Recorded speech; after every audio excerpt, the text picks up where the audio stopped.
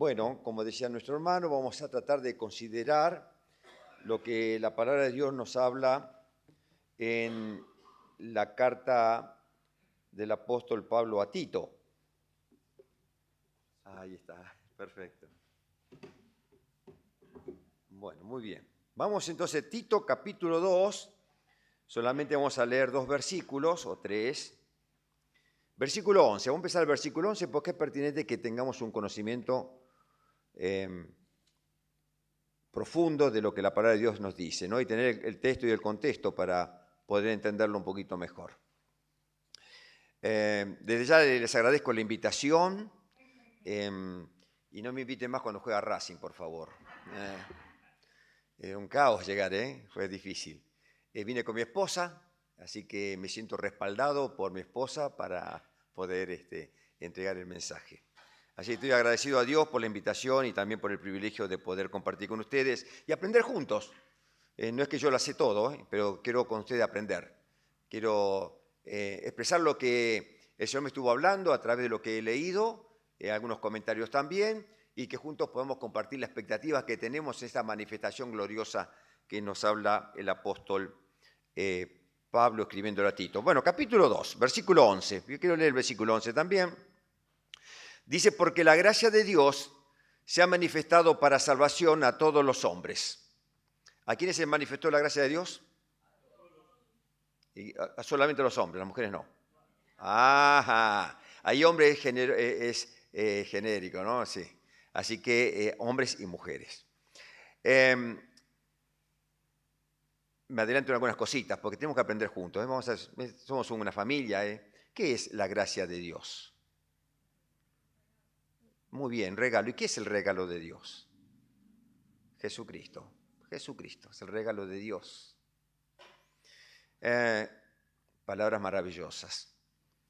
Dice, se ha manifestado para salvación a todos los hombres, enseñándonos, esta gracia, que renunciando a la impiedad y a los deseos mundanos, vivamos en este siglo, o sea, en este tiempo, 3 características: sobria, justa y piadosamente. Versículo 13, aguardando la esperanza bienaventurada y la manifestación gloriosa de nuestro gran Dios y Salvador Jesucristo. ¿Saben que estuve leyendo un comentario? A veces hay contradicciones en este pasaje, ¿no? Algunos piensan que son 2 eventos. Bueno, hay de todo, hay muchos pensadores que pueden pensar de distinta manera que también pensamos nosotros. Porque creen que la esperanza bienaventurada es una cosa y la manifestación gloriosa es otra. Que nuestro gran Dios es una cosa y que Jesucristo es otra cosa. Bueno, nosotros entendemos que no es así. Pero es bueno recalcarlo, pero vamos a aprender lo que nosotros sabemos o entendemos que sabemos. Quien se dio a sí mismo por nosotros para redimirnos de toda iniquidad y purificar para sí un pueblo propio, celoso de buenas obras. ¿Quién leyó todo el capítulo de Tito? Son 3 capítulos solamente. ¿Lo leyeron todos? Marquen después de su Biblia las veces que dice buenas obras. Porque a veces queremos que, por supuesto que las buenas obras son un mérito para ganar la salvación, pero es algo que debemos tener en cuenta como cristianos, como creyentes. Cuando somos salvos, nos somos llamados a acciones, a buenas obras.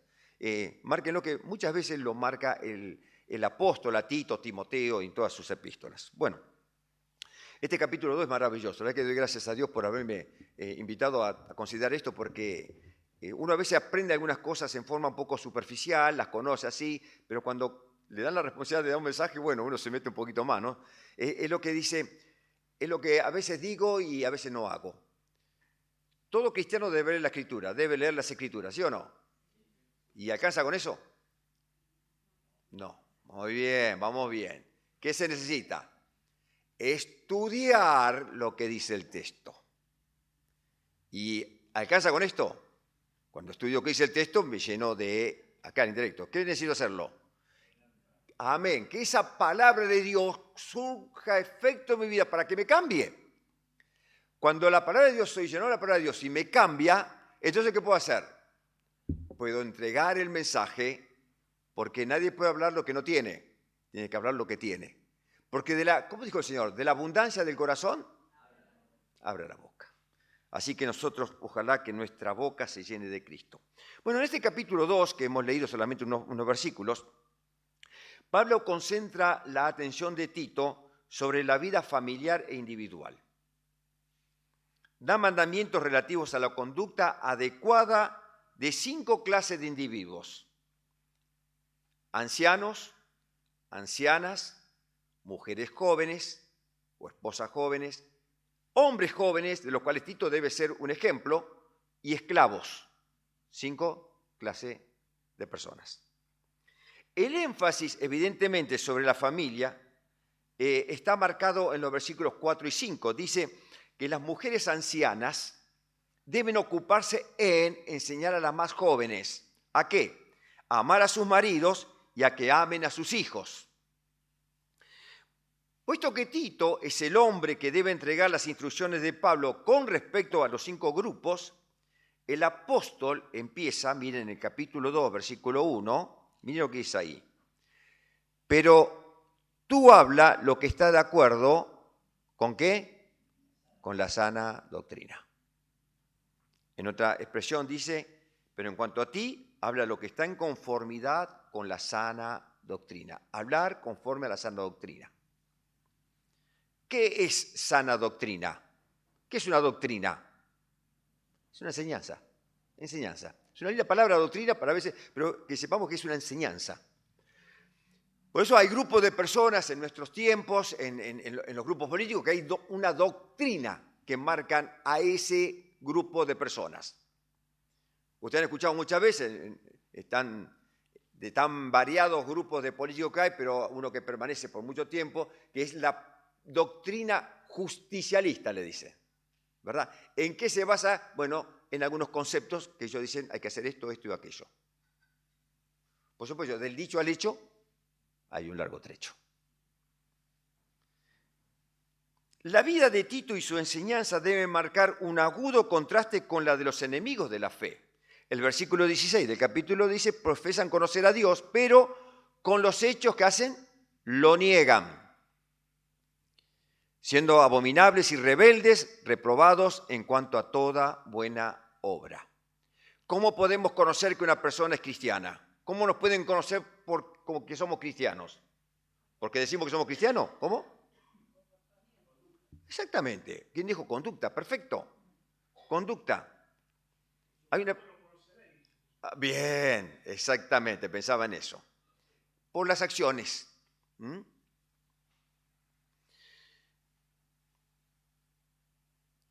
He anotado aquí que dice el apóstol que estos hombres inmundos e incrédulos de la fe estaban causando tanto daño a la iglesia en Creta. No quiero entrar en muchos detalles, no sé si Gustavo entró en más detalle en cuanto a Creta. Los cretenses no tenían una muy buena reputación. Como en el mundo, algunos dicen que los argentinos no tenemos muy buena reputación. ¿Cuál es la reputación? Dice que había un poeta que decía, los cretenses siempre engañadores y mentirosos. Y no lo hacía como una crítica a los cretenses, sino como algo de decir, bueno, nosotros somos así, ¿no? Como que se vanagloriaba. Es como en nuestro mundo, lejos de Dios, un mundo que vive en pecado, cuando una persona sale con un hombre sale con mucha mujer, una mujer con muchos hombres, lo alaban. Dice, mirá qué bárbaro. Entonces este poeta no era que estaba criticando, sino que estaba diciendo lo que ellos se consideraban que era de valor. Entonces el apóstol le dice, corregí esta situación. Y nosotros, hermanos, hemos venido del mundo y tenemos que ser corregidos por la palabra de Dios. Hay costumbres que se nos apegan y que nos cuesta mucho dejar. Entonces el apóstol le manda a Tito que corrija y corrija a los cretenses, pero también nos corrija a nosotros. Hay cosas que debemos cambiar en nuestra vida. Digo esto porque esto es importante para prepararnos a lo que el apóstol nos está diciendo luego. A ver, empecé, ¿qué hora es? 8 menos cuarto. ¿Cuánto tiempo tengo, Aldo? ¿15 minutos más? Ah, bien, eso quería escuchar. Tenía anotada en mi Biblia una expresión que dice, el más elevado tipo de hombre es aquel que obra antes de hablar y practica lo que profesa. Lo vuelvo a repetir. El más elevado tipo de hombre o de mujer es aquel que obra antes de hablar y practica lo que profesa. Cuando Lucas comienza con el capítulo primero de Hechos de los Apóstoles, ¿saben que Hechos de los Apóstoles fue escrito por Lucas? ¿Saben cómo empieza? ¿A quién le escribe? Le escribe una carta a Teófilo. Aparentemente era una persona influyente. ¿Saben cómo empieza? Mire, no se lo digo. Capítulo 1 de Hechos dice: en el primer tratado, Teófilo, hablé acerca de todas las cosas que Jesús comenzó a decir y a hacer. ¿Así dice? Léanlo, a ver. Todo lo que Jesús comenzó a decir y a hacer.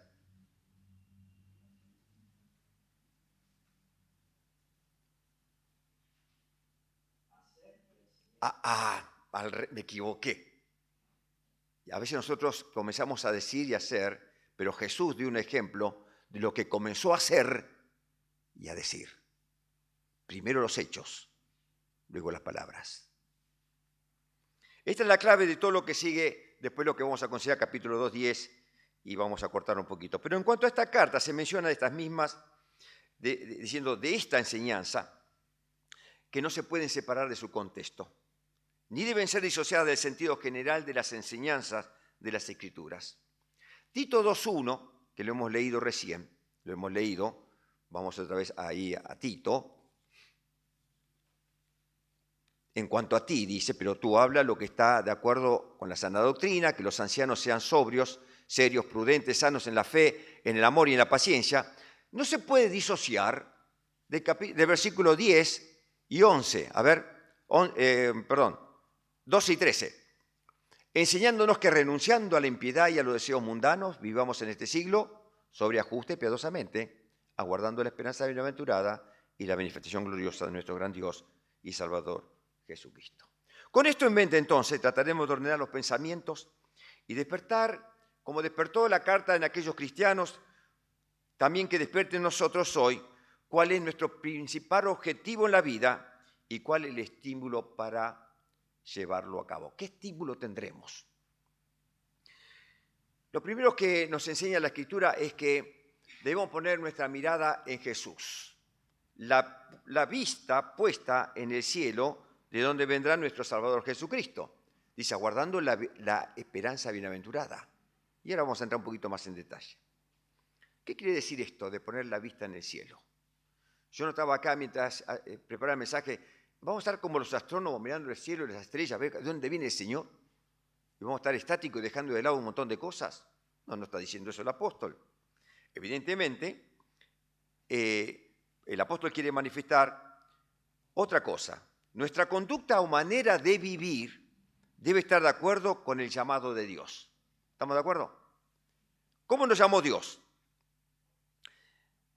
Dios nos llamó, debemos recordar esto, que aquel que nos llamó es santo, debemos nosotros también ser santos como dice, toda nuestra manera de vivir. ¿Qué quiere decir toda? Toda es toda. En la iglesia, en el hogar, en el trabajo, en la escuela, en donde tú te encuentres, debes demostrar y vivir una vida santa. Porque tenemos una expectativa gloriosa. Eso es lo que nos está hablando el apóstol. Y vamos a ir llegando a eso. Y esto del llamamiento santo lo encontramos en 1 Pedro 1:15. Por lo tanto, nuestro andar debe reflejar la persona de Cristo. ¿Cómo nos ven? ¿Qué influencia podemos ejercer en el mundo? Porque no solamente se trata de un mensaje verbal, sino que necesitamos un mensaje no verbal. ¿Cuál es el mensaje no verbal? A través de las acciones, a través de cómo nos movemos. Dijo Albert Einstein, el ejemplo no es la principal manera de influir hacia los demás. ¿Están de acuerdo con esto? Yo cuando lo leí primero digo, te acabo buscando. No es el principal. Es la única manera, dice él. Es la única manera. Y ustedes recuerdan, como yo ahora no lo noté acá, pero me viene un ejemplo vale más que...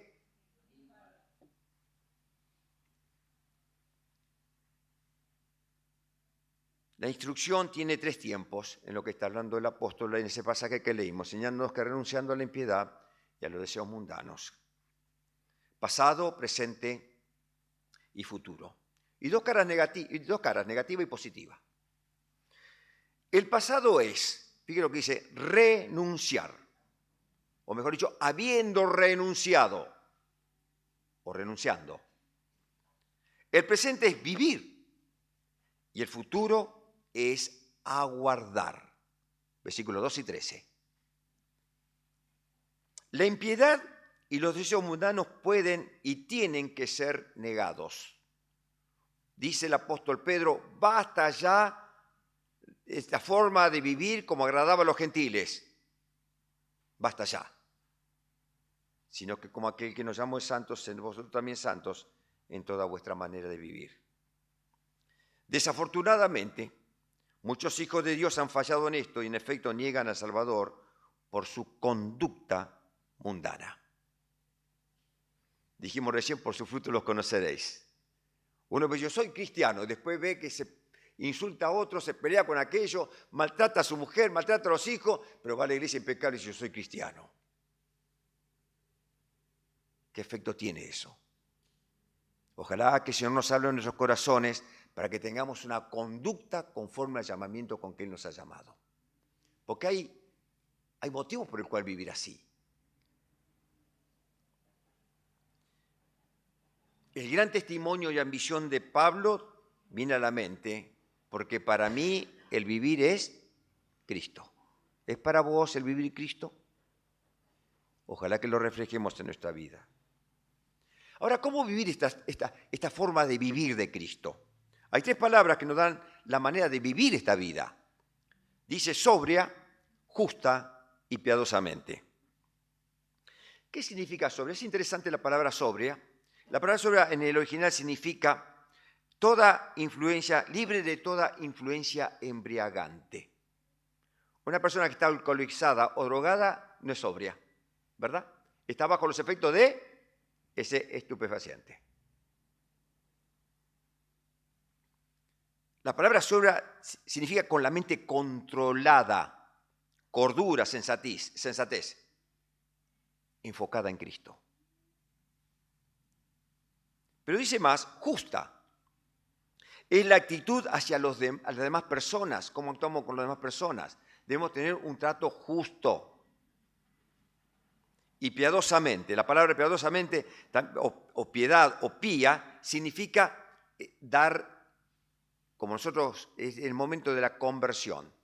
Le estábamos dando la espalda a Dios, pero escuchamos el Evangelio, la palabra de Dios hace efecto en nuestra vida, nos convertimos. ¿Qué es convertir? Dar un giro de 160 grados y volver hacia Dios. Estamos caminando hacia Dios. ¿Somos todos cristianos? ¿Somos todos cristianos? ¿Hacia dónde caminamos? Que nuestra vida puesta la mirada en Jesús, hacia Dios. La actitud del creyente instruido en la gracia será de aguardar la esperanza que hay en ella. Sin lugar a duda tenemos muchas situaciones traumáticas, tribulaciones, amenazas. ¿Quién no? ¿Verdad? Vivimos amenazados muchas veces. Damos gracias a Dios, doy gracias a Dios por el país donde vivimos. Nos podemos quejar de un montón de cosas, pero nadie está en la puerta para decir usted entra, usted no entra. Tenemos libertad. Ojalá que usemos la libertad para que como hijos de Dios podamos demostrar y hablar de Cristo. Y que no tengamos temores de poder reunirnos y de alabar al Señor y aprender de Cristo. Hermanos queridos, venimos al culto, venimos a la iglesia, no para refugiarnos del mundo, sino para prepararnos para vivir en el mundo. Venimos a aprender de Cristo para que el aroma de Cristo las personas lo puedan sentir en cada uno de nosotros. El Señor nos rescató y compró con su sangre preciosa. Nos hizo hijos de Dios y también nos dio una herencia. Tenemos una herencia ¿dónde? En los cielos. Mientras escribía esto pensaba, ¿cuántas personas están sin hogar hoy? Millones y millones de personas sin hogar. Muchas personas que se mueven de un país a otro país por la violencia que hay, las guerras, la política, lo que vemos a diario, ¿verdad? Lo que vemos. Personas que salir en situaciones extremas y no lo logran muchos de ellos que mueren en el intento. Mueren en el intento. Y muchos de ellos son cristianos. Muchos de ellos son cristianos.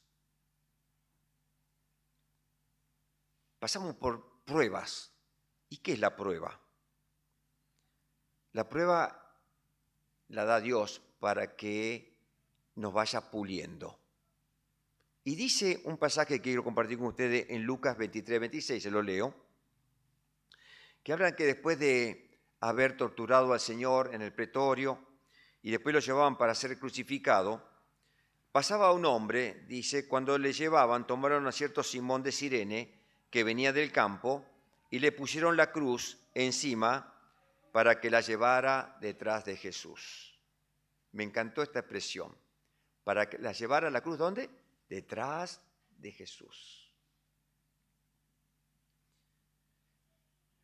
En esto vemos en Simón, mientras lleva la cruz, Simón de Cirene, una figura de la iglesia en todas las edades. Ella es la que lleva la cruz tras Jesús. Nosotros, ¿quién es la iglesia? Nosotros. No delante de Jesús, sino detrás. ¿Qué dijo el Señor? El que quiera venir en pos de mí, tome su cruz y sígame. De modo que Jesús no sufre para eliminar tu sufrimiento ni los míos. Él lleva la cruz no para que tú la evites, sino para que la soportes. Cristo te libra del pecado, pero no de la aflicción. ¿Qué dijo el Señor? San Juan 16:33. Estas cosas os he hablado para que en mí tengáis paz. En el mundo tendréis, mas confiad, yo he vencido el mundo. Qué hermosas palabras del Señor. Y hermanos queridos, doy gracias a Dios por vivir en un país como vivimos, porque a veces leo de noticias que quiero cerrar mis oídos y tapar mis ojos para no ver, pero de situaciones dramáticas que viven los cristianos en otras partes del mundo. Siglo XXI, ustedes saben que en China no se puede predicar el Evangelio.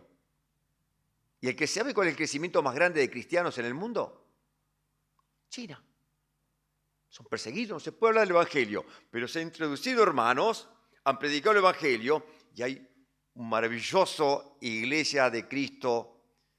No sé si lo vamos a entender en el cielo, van a hablar en chino, ¿en qué idioma van a hablar, no? Cuando nos encontremos en el cielo. Esa es la expectativa que tenemos y vamos a hablar en poco más. Pero dije que también Dios nos salvó, nos perdonó, pero también nos dio una herencia. ¿De qué herencia hablaba? Nos da un anticipo en Juan capítulo 14, versículo 1, es un pasaje que me encanta y a veces lo comento en la cena. Dice el Señor, no se turbe vuestro corazón. Creed en Dios, creed también en mí. En la casa de mi Padre hay muchas moradas. Si no fuera así, os lo hubiera dicho, porque voy a preparar un lugar para vosotros. Lo que está diciendo el Señor es que el Padre ya tiene lugar para muchos. Ahora, ¿cómo lograr ese lugar? Dice, bueno, yo voy a preparar un lugar para ustedes. Hay lugares, pero hay que reservarlo ese lugar. ¿Cómo hacerlo? Versículo 3. Y si me voy y preparo un lugar para vosotros, vendré otra vez, esta es palabra que prestad mucha atención, y os tomaré conmigo para que donde yo estoy, allí estéis también vosotros. Muchas veces escucho, Señor, tú estás preparando lugar para mí. Yo me acuerdo, era más joven que ahora, y escuchaba, el Señor fue a preparar lugar para nosotros. Fue a preparar lugar, o está preparando lugar.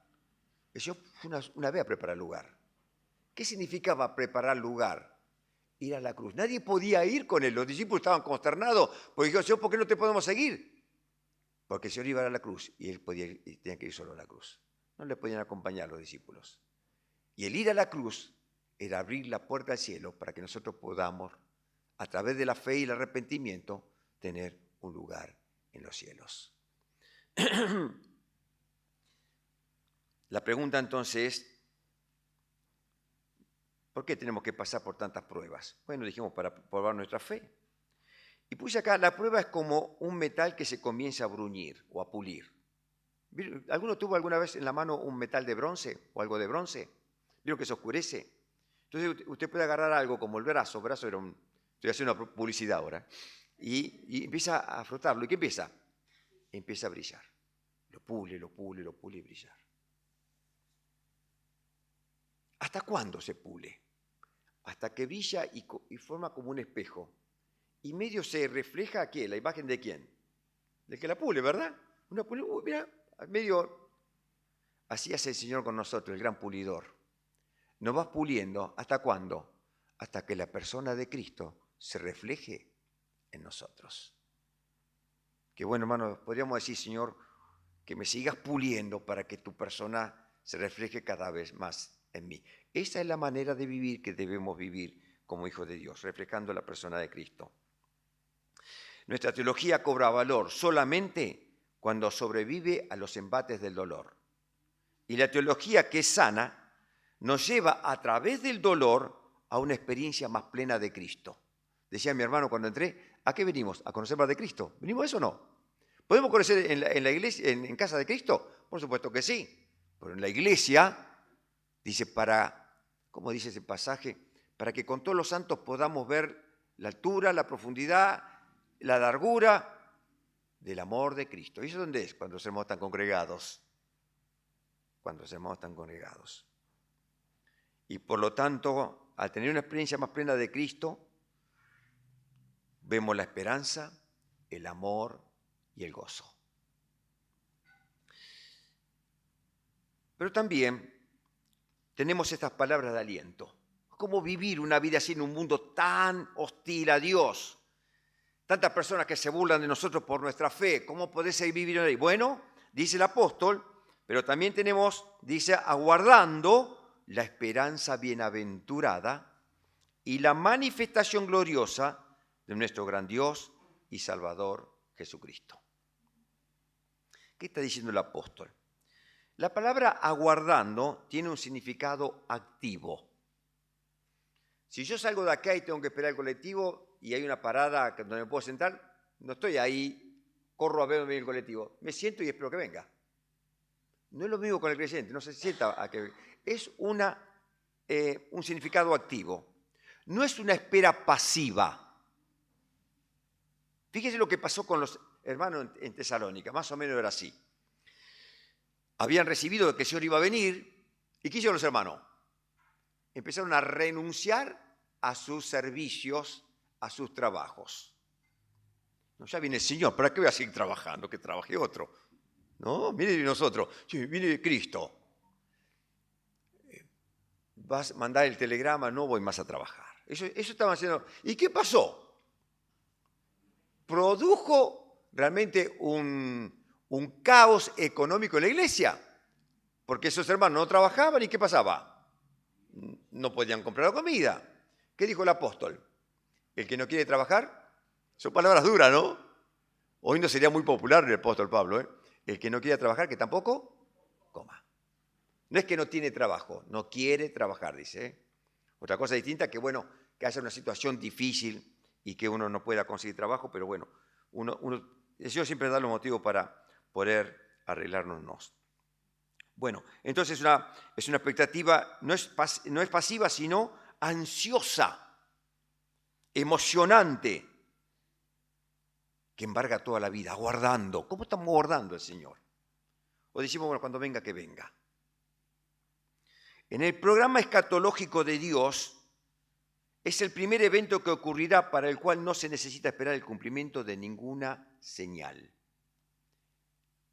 Repito esto, porque a veces escucho, no está mal, pero bueno, Señor, pero sí, hermano, ya viene el Señor porque hay guerra allá.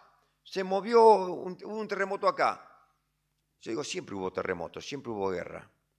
¿Y qué es peor que la Segunda Guerra Mundial? Porque yo no conozco de otras, donde murieron millones de personas. Los cristianos pueden decir, Señor, este es el momento donde tú vas a venir. Sin embargo, el próximo acontecimiento, que es que Cristo venga, eso es lo que nosotros debemos estar aguardando, no necesita ninguna señal, no espere otra señal. No venga que si acá viene un dictador, nuevamente, ya viene Cristo. Vamos a ver por qué. No hay más señales. ¿Qué nos dice el Señor? Entonces, ¿por qué no vienes? La actitud del creyente instruido en la gracia será de aguardar la esperanza que hay en ella. Porque esta esperanza, dice, es bienaventurada. ¿Escucharon esta palabra bienaventurada? Es la palabra Macarios. Macarios, y la repetimos muchas veces en Mateo, ¿no? Cuando el Señor da ese extraordinario mensaje en el llamado sermón del monte o de la montaña, ¿verdad? Bienaventurados, bienaventurados, bienaventurados, bienaventurados. ¿Qué es bienaventurado? Es una hermosa palabra.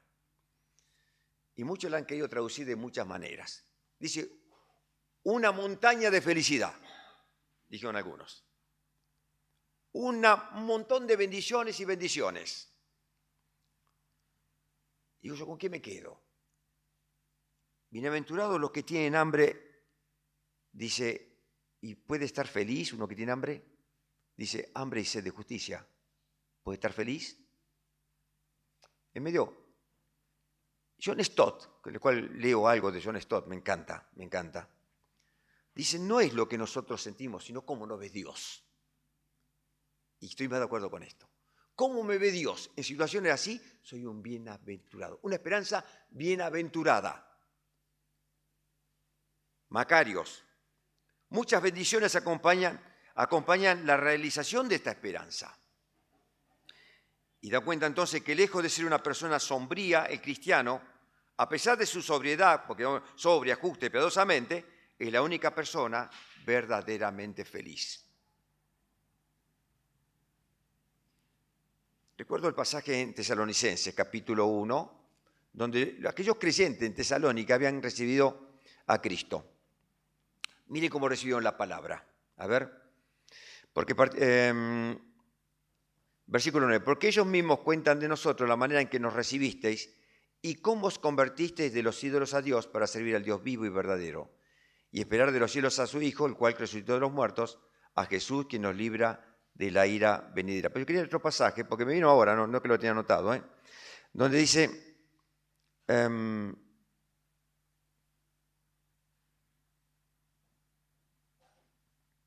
que en medio de gran tribulación recibieron la palabra de Dios. ¿Qué es tribulación? Él está bajo el peso opresivo de algo que molesta mucho. Recibiste el mensaje con gozo. ¿Cómo? ¿Cómo estaban? Atribulados, sufriendo todo. ¿Cómo recibieron el mensaje? Con gozo, porque gozo es cuando uno recibe la palabra de Dios. Gozo y paz. Uno empieza a manifestar o a recibir o a manifestar el fruto del Espíritu Santo. La pasada hablamos con una persona y hablábamos, ¿qué es ser lleno del Espíritu Santo? Tener poder, hablar con poder. ¿Qué es ser lleno del Espíritu Santo? Manifestar el fruto del Espíritu Santo. ¿Qué es el fruto del Espíritu Santo? Gozo, paz, paciencia, benignidad, bondad, mansedumbre, templanza. Contra tales cosas, dice el apóstol, no hay ley. Ojalá que nosotros lo podamos hacer. Entonces nosotros, queridos hermanos, como cristianos, en medio de esta generación tan perversa, podemos vivir aún en escasez felices. El Salmo 146:5 dice, bienaventurado aquel cuya ayuda es el Dios de Jacob, cuya esperanza está en el Señor. La esperanza aquí se identifica con la manifestación. Es la aparición. En el griego es la palabra epifanía. Y aquí se refiere a la venida del Señor por su iglesia. ¿Vendrá Cristo a buscarlo o no? ¿Qué expectativa tenemos? ¿Viene o no viene? Yo creo que sí que viene. Yo creo que sí. Este evento que el Señor va a venir con su iglesia lo conocemos comúnmente como el arrebatamiento o rapto. Es una palabra que mucho por nuestro contexto no nos gusta, ¿no? El rapto suena feo. El arrebatamiento. Pero ¿cuándo ocurrirá? No se pregunta usted, Señor, ¿cuándo va a ser esto? Señor, ¿qué esperas? Recuerdo, Señor, las palabras de los santos en Apocalipsis. Señor, ¿cuándo vengará nuestra sangre, etcétera, etcétera? Esperen un poquito, le dice. ¿Cuándo ocurrirá esta? Y esta es una pregunta que le hicieron los apóstoles a Jesús. Mire, si yo tuviera la respuesta, sería la respuesta del millón, ¿no? Si yo supiera cuándo sería. En Hechos de los Apóstoles, el Señor estaba por ascender y tiene el último encuentro con los discípulos. Dice, entonces los que estaban reunidos le preguntaban diciendo, los apóstoles eran, Señor, ¿restaurarás en este tiempo el reino de Israel? ¿Cuándo serán esas cosas, Señor? ¿Qué le dijo el Señor? A nosotros también, hermanos. Señor, ¿cuándo vas a venir? Mire, no corresponde a vosotros saber los tiempos ni las épocas que el Padre ha fijado con su propia autoridad. Estos hombres, evidentemente, estaban viviendo una situación que les costaba creer. Miren esta sí que vivía. Habían visto al Cristo crucificado. Para ellos estaba muerto y había muerto. Cristo murió. ¿Sí o no? Cristo murió. Es más, se escondieron a causa de los judíos. Los judíos mismos se acordaban de las palabras de Jesús, los sacerdotes, pero los apóstoles no. El Señor dijo, voy a resucitar. Les vieron muerto, como esos discípulos de Maús que volvían. ¿Cómo volvían? Entristecidos. Ya no había esperanza para ellos. Nosotros creíamos que era un profeta. Tardos de corazón, dijo el Señor, para conocer lo que se anticipó acerca del Mesías. Le vieron muerto. Pero ¿saben qué? Ahora le vieron resucitado. ¿Pero qué le dijo el Señor? Un encargo sublime. Me seréis testigos. Eso va también para nosotros. ¿Qué tenemos que hacer, Señor? ¿Cuándo vas a venir? Me seréis testigos. ¿Dónde? En Avellaneda, en Valentina Sina, en Herli, en Cava, donde nos encontremos. Me seréis testigos. Hasta lo último de la tierra. Ante todo, dice 2 Pedro, capítulo 3, versículos 3 y 4. Ante todo, sabed esto, que en los últimos días vendrán burladores con su sarcasmo, siguiendo sus propias pasiones y diciendo, ¿dónde está la promesa de su venida? O diciendo, che, ¿qué pasa con esto? ¿Y para cuándo? ¿Le dijeron alguna vez? ¿Y para cuándo? Porque desde que los padres durmieron, todo continúa tal como estaba desde el principio de la creación. Después lean este pasaje donde dice, para Dios, un día es como 1000 años.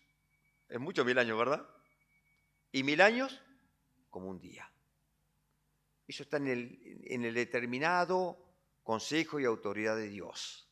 Entonces, ¿por qué tarda? Dice, para que nadie, por causa de ustedes, dice, para que nadie perezca, sino que todos tengan la posibilidad de arrepentirse y ser salvos. Por eso no hace falta otra señal, solamente la que nosotros demos testimonio y prediquemos de Cristo para que las almas se conviertan. ¿Puede cambiar el mundo? El mundo es como sistema, no, pero las personas pueden cambiar. ¿Por qué podemos decir esto con autoridad? Porque nosotros hemos sido cambiados. Vivimos de otra manera, tenemos otra forma de pensar. Dios nos cambió. Cristo nos cambió. Esta es la promesa. Y en Juan, en su primera carta, nos anima aún más. Me encanta este pasaje. Dice, mirá cuán amor nos ha otorgado el Padre para que seamos llamados hijos de Dios. ¿Sabe que usted es un hijo de Dios? Yo soy un hijo de Dios. Si usted sale al mundo y sale allá afuera, le pregunta a los chicos que están ahí, cuidando los coches, digamos, ¿usted es un hijo de Dios? Sí, claro. ¿Qué voy a ser, un animal? Como me dijo un compañero de trabajo. Claro, ustedes son hijos de Dios, nosotros que somos animales.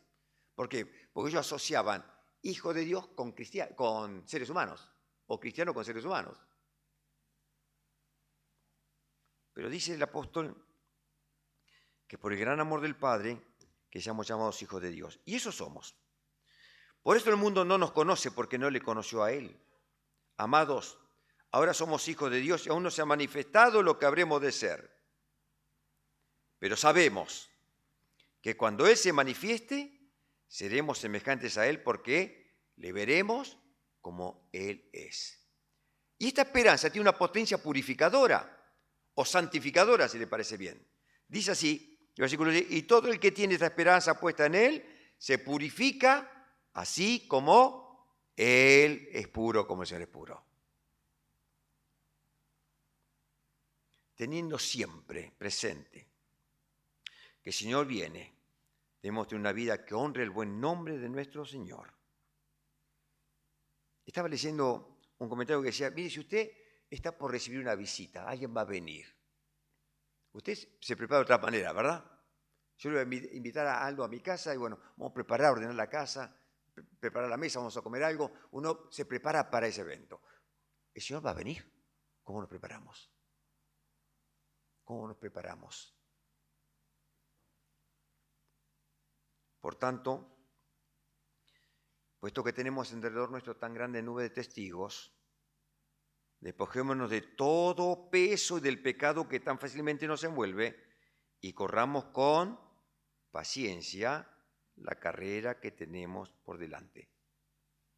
Evidentemente, Pablo le gustaba mucho lo que eran los Juegos Olímpicos. Y ustedes han visto carreras olímpicas, ¿no? La carrera, el maratón. Es una carrera más exigente que hay. En la iglesia tenemos un chico, un hermano que hace maratón. Corrió varios de ellos. No es que haya llegado primero, pero llega. Yo no llegaría, pero llega. ¿Cómo se corre la carrera? Porque es larga la carrera, son 42 kilómetros. Con paciencia. Sin interrupción, pero con paciencia. Que nuestra vida sea así.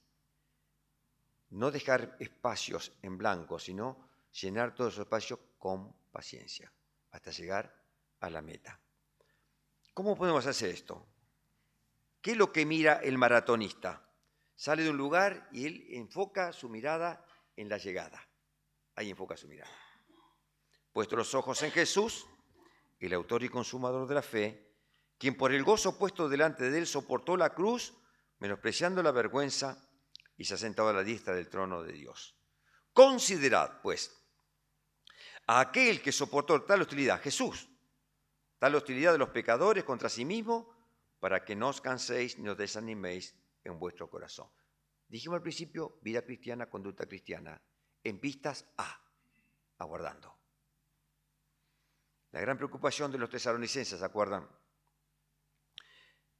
Dice también, nosotros estamos vivos y tenemos esperanza. ¿Y los que murieron, qué pasó con ellos ahora? Estaban preocupados. No tenemos esperanza, pero el que muere ya no tiene esperanza. No, el apóstol dice, no, vamos a corregir este error. Dice el apóstol, pero no queremos, hermanos, que ignoréis acerca de los que duermen. Los que duermen son los cristianos que realmente murieron, pero dice duermen. ¿Por qué dice duermen la Escritura? ¿Qué les parece? ¿Por qué dice duermen? A ver, si yo me voy a dormir a la noche, me voy a acostar como todos ustedes, ¿no? Va a llegar una hora, vamos a acostar. Dice, che, ¿qué están durmiendo? ¿Por qué? Porque en una determinada hora nos vamos a despertar, ¿verdad? Entonces la Biblia dice, duermen. Dice, viene un médico y dice, toma la presión, no tiene signo vital, está muerto. Pero duermen porque un día van a despertar.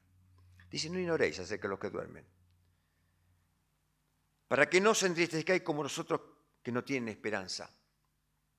Porque si creemos que Jesús murió y resucitó, también traerá con Jesús a los que durmieron en él. ¿Y cómo será esto? Por lo cual decimos esto por palabra del Señor, que nosotros los que estemos vivos y que permanezcamos hasta la venida del Señor, no precederemos a los que durmieron. Está diciendo, los muertos en Cristo van a resucitar primero. ¿Cuánto tiempo va a mediar entre los muertos y nosotros? Fracción de segundo, no se puede medir. Los muertos en Cristo, inmediatamente nosotros. Por eso leímos el pasaje de Juan que dice, porque aún no se ha manifestado lo que habremos de ser. Porque cuando Él se manifieste, seremos semejantes a Él. Cuando el Señor venga a buscarnos, en su gloriosa aparición nos llamará. ¿A quiénes le verán al Señor? ¿Todo el mundo le verá? No. Entendemos que no. Dice aquí, nosotros no precederemos a los que durmieron, pues el Señor mismo descenderá del cielo con voz de mando, con voz de arcángel y con trompeta de Dios, y los muertos en Cristo se levantarán primero. Entonces nosotros los que estemos vivos y permanezcamos, seremos arrebatados. O sea, seremos levantados juntamente con ellos en las nubes al encuentro del Señor. Recalco esto porque algunos creen que esto va a ser cuando el Señor venga después de la gran tribulación. Piensan esto, es la segunda venida y creo que hay una sola venida y dan explicaciones por esto. En la segunda venida, cuando Cristo venga, va a poner sus pies sobre la tierra. Y acá no dice que pone, seremos arrebatados, seremos levantados. Iremos con el Señor. Y allí será la fiesta del Cordero, será el juicio para ver qué hicimos bien, qué hicimos mal, no de la salvación, sino las obras que hemos hecho para recibir recompensa. Y estaremos, dice aquí, entonces nosotros los que estemos vivos y permanezcamos, seremos arrebatados juntamente con ellos en las nubes al encuentro del Señor en el aire. Y así estaremos con el Señor siempre. Por tanto, confortaos unos a otros con estas palabras. ¿Qué está diciendo? Querido hermano, Cristo viene. ¿Cómo estás viviendo? Alentame, te aliento. Alentémonos, el Señor viene.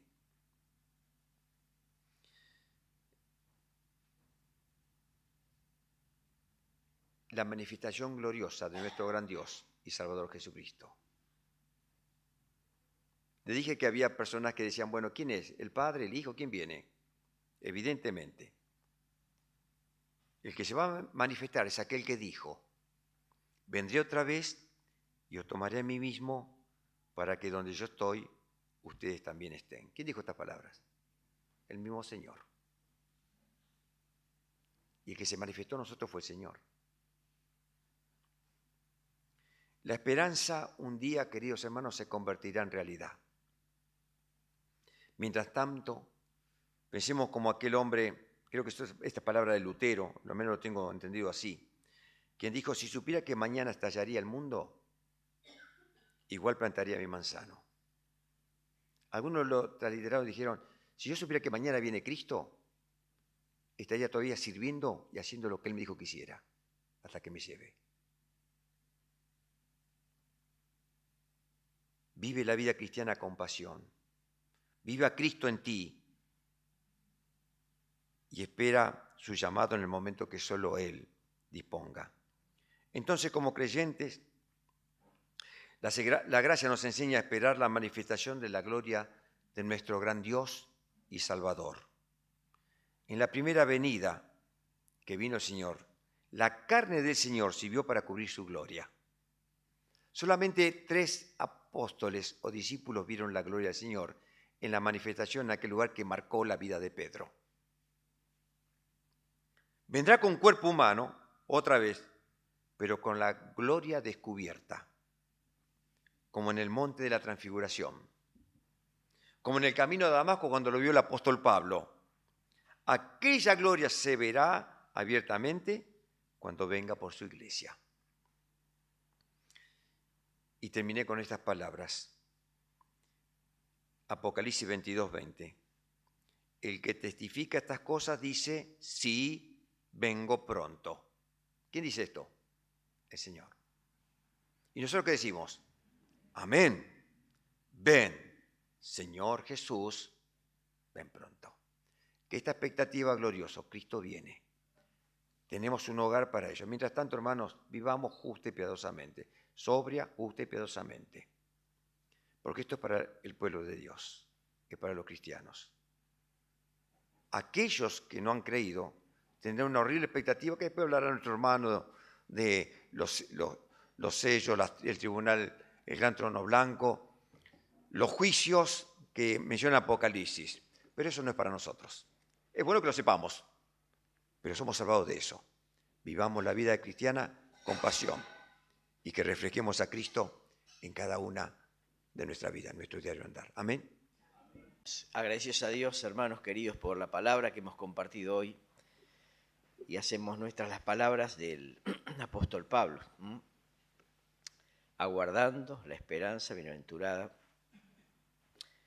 y la manifestación gloriosa de nuestro gran Dios y Salvador Jesucristo. Qué bueno es tener esto en mente cada día que emprendamos.